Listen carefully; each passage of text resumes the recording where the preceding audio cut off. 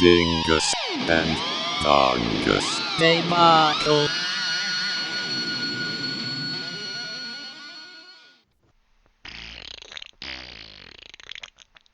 Episode 58.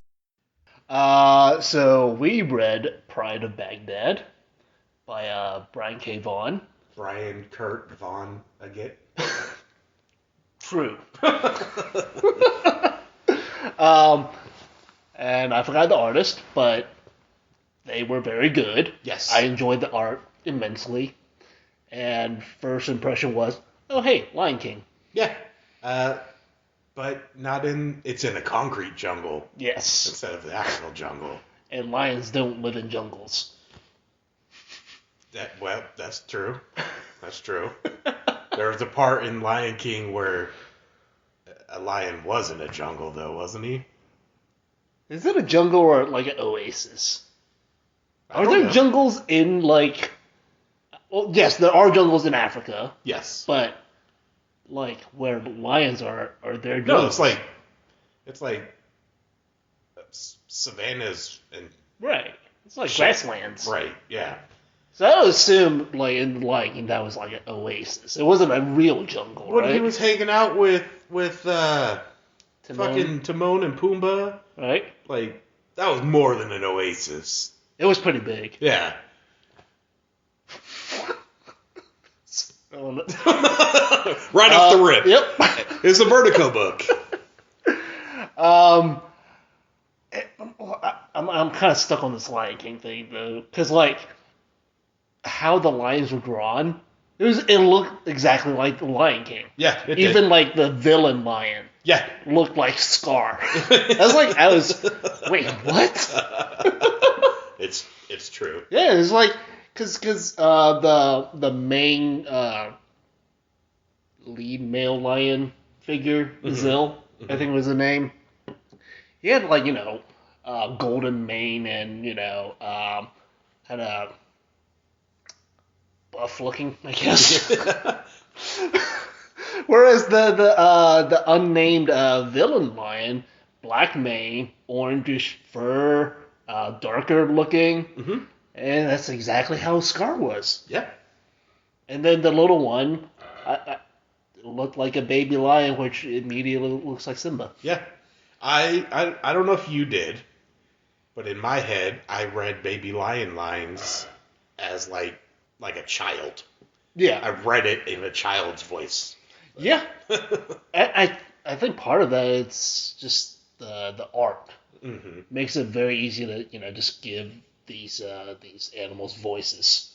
I agree. I was annoyed that they depicted most of the animals speaking and their mouths were closed. Yeah. The only time that they weren't closed was like when they were aggressive, like fighting, chompy chomp, Right. and yelling. Right. But they would speak with a closed mouth, and that was frustrating. I was like, I know, and it's not like human mouths where we do like weird woo-woo-wee with our lips, Right. but at least just open it a little bit. Like, Do a Terrence and Phillip, like do that. maybe like in this world, the animals communicate via snorts. Could be. I'm gonna go with that. Yeah. Except for when they're yelling. Right. To get it out. Well, yeah, because little pent up rage. You gotta get loud. You can only snort so loud, right? I bet elephants can snort really loud though. Oh, it would be trumpeting. Story wise, it's I thought it was really neat because apparently it's like this story Brian K. Vaughan, I guess, cooked up based on this real story of 4 lions getting shot in Baghdad. Yeah. After the U.S. invasion. Yep. I thought it's pretty neat. Well, it had almost like 3 different stories contained within it. Like you had your overarching military commentary, right? Mm-hmm. And then you had the Lion King-esque pecking order story. Mm-hmm. And then you also had the story of civilization and freedom, prison and freedom. Right. So it's kind of all three of those meshed into one story. Right. So that was pretty neat. Some of the writing was a bit shitty. It's not the right word, but I'm going to go with it. Yeah. It just, I don't know. Was it what the animals were saying? Yes. Okay.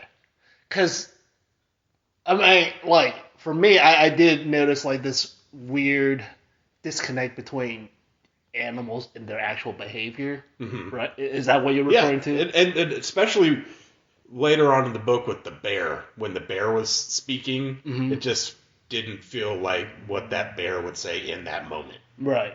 With what was happening. Mm-hmm. It was just, you didn't really get into bear character very well, did you?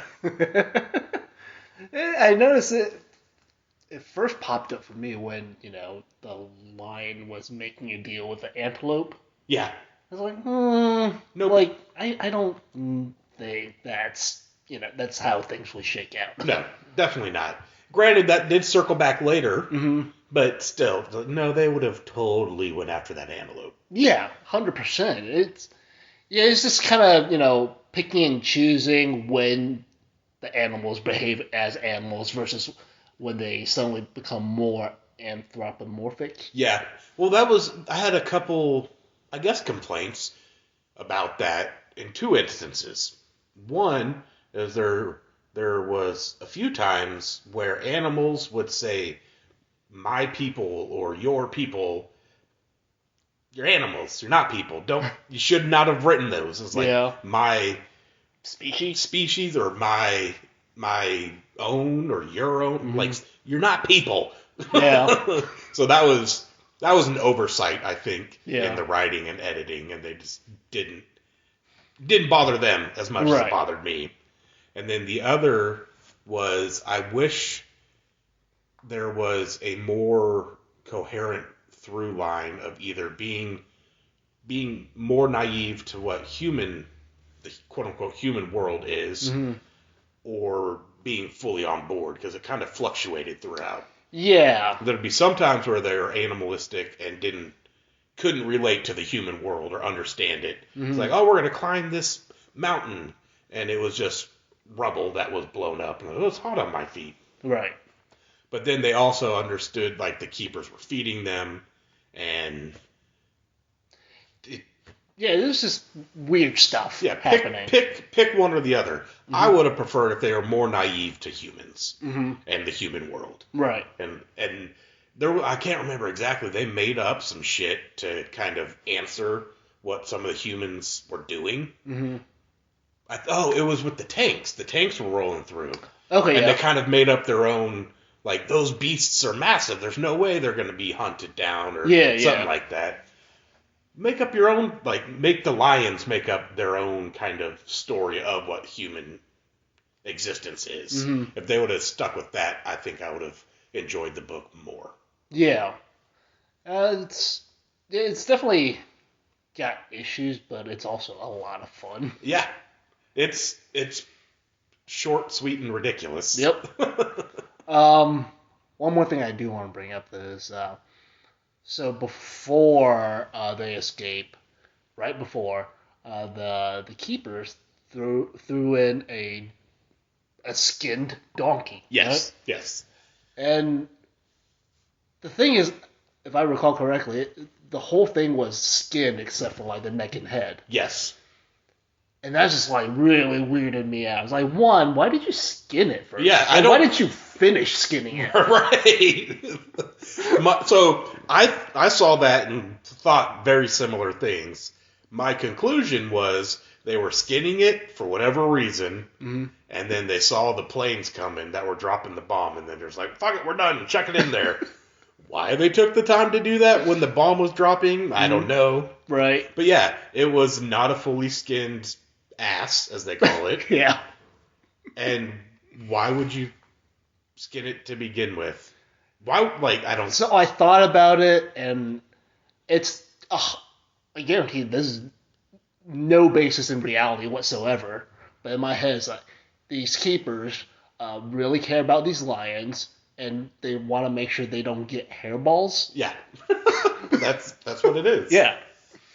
Or the other thing I came up with was it's they think the skin is kind of like the butcher paper of animals. So, just to be nice, all right, we'll unwrap it for you. But they did it right after already feeding them. Yeah. Like, they fed them rabbits. Right. And then immediately after, it was like, we're going to feed you again. And then ran away. Yep. So okay. And then the other thing is like, in that very same scenes, how did Zill know that there's trouble when the keepers leave after giving them food? Yeah. Because don't they always leave? Yes. Maybe it's because they were running. Oh. Because they were leaving fast. Yeah. Something's awry. It wasn't at all the shadow of a bomb on the ground. Right. It was the keepers running. So, yeah, it's a lot of problems if you want to nitpick, but it's still a really fun read. So, going on that thread of being a fun read, did you find it fun how very sexualized they made some lions? More than once. Yeah. At least 3 times. And then the third, there was like a rapey lion scene. Yep. And then there was just presumably a consensual lion scene. And then there was one where a lioness got super horny because the lion dude was like assertive. Right. And then they wrote it in very like romanticized, sexualized. Like, I understand the rape one because that's backstory that explains Yes. the older Yes. lioness's character. Other sexy time, maybe scrap it for like more substance in other areas. Could be, yeah. I get that it could be seen as part of painting a picture of primal animals and being free, right? Didn't add anything to the story at that particular one. Right. It was like, in fact, it felt like a haha. Look at what they're doing. right, pretty much. It was just super weird to me. I was like, okay, all right, whatever. Right. I'm sure. Yeah, I'm gonna keep my mouth shut. But yeah, I think if you find it cheap or whatever, you should read it. Yeah, especially if you like seeing exploding giraffes. Oh yeah. You're gonna have to pick it up and read it if you want to see an exploding giraffe. That's all I'm gonna keep it at. That's why we read this book. Yeah. I saw that art Oh wait, really? on social media. Just that page. I didn't know what the fuck it was from, so I did like a Google search, like image search. Oh, nice. And I was like, well, we're gonna read that then. Nice. We listened to Knoll, Metempiric. Yeah. Metempiric. Yes. That sounds about right. Empirical meta. I don't know what it means. I actually looked it up. I was like, is that a word that exists? Mm-hmm. It doesn't. But It sounds cool. Google told me it's meta empirical. Huh. And I'm curious now if that's what they mean. I mean, I don't know what that actually means. Me either. Just like empirical is like factual, right? Right. So, I mean, is it talking about epistemology, like how we know I don't know. that X is real? I don't know. We should ask Knoll. Okay. Knoll with a K, not a G. Yes. So not goblins. Knoll. Cannoli. Holy cannoli. They're grind. Yeah, it's with horns. Yeah. In fact, when the horns came, I was like, oh, okay, so grind plus imperial. Yeah, a little bit. Metempiric, and that's what. Yep, there There it is. they really loved Imperial Triumphant. Yep. And wanted to do a grind version. Yeah. Nope, lost it. Sweet. So historically, for me, the grindcore genre, not including like death grind or whatever, but grindcore itself, it's always been two very specific avenues. Avenue 1 is straightforward, just aggression, simple riffs, but really catchy and fast songs, right? Route 2 is really super spastic shit that's just all over the goddamn place.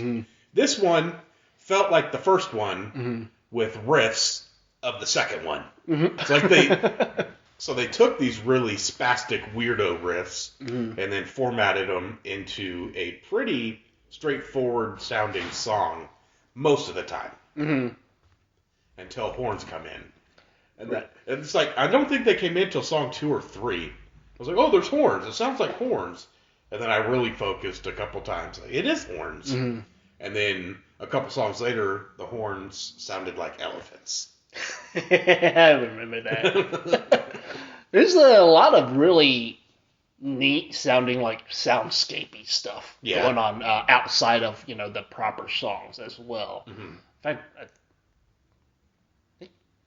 I don't think it feels like half of the album is like this weird soundscapey noise and stuff. Especially, like, the best example of it's right at the end. Yeah.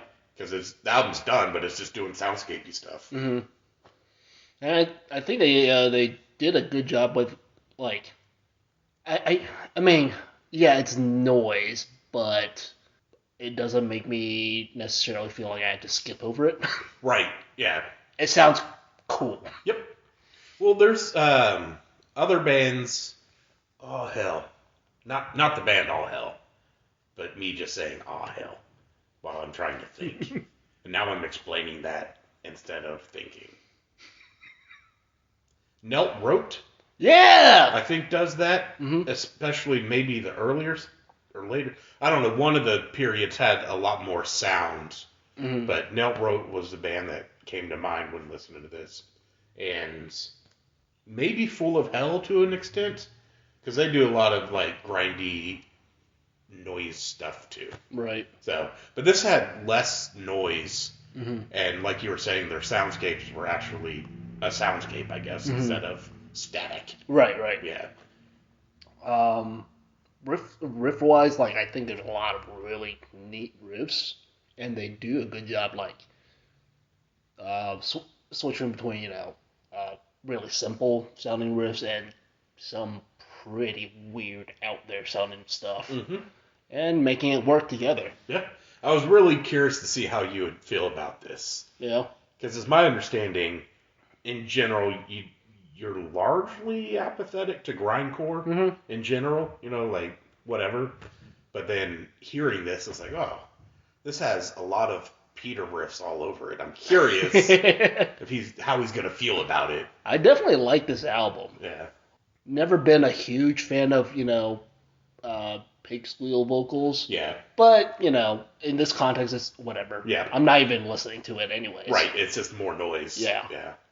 But, I think it's a fucking solid album. It was pretty good. Their logo doesn't make sense to me. Oh, yeah? It's just leaves, right? I don't remember. Yeah, it's just a bunch of leaves around the letters. I just remember seeing the black and white cover art, and I couldn't tell where the logo is. Oh, okay. That's what I remember. Gotcha. Maybe they changed it. I don't know. Yeah. I'm going to have to go back and look.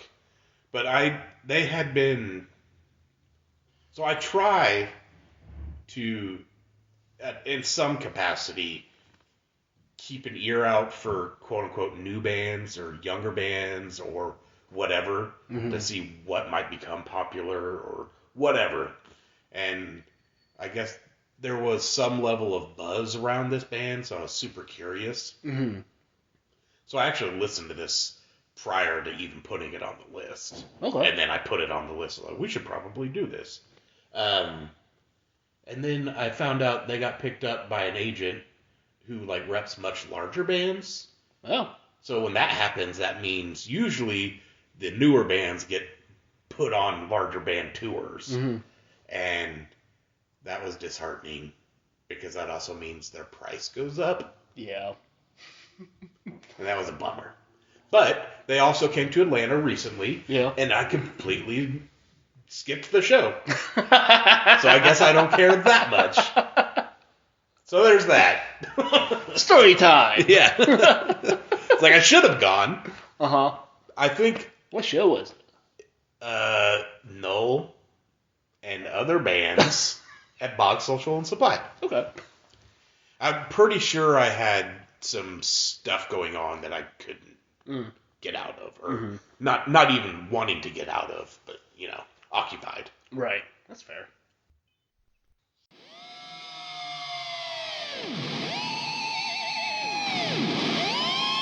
Dingus and Dongus. Hey Marco.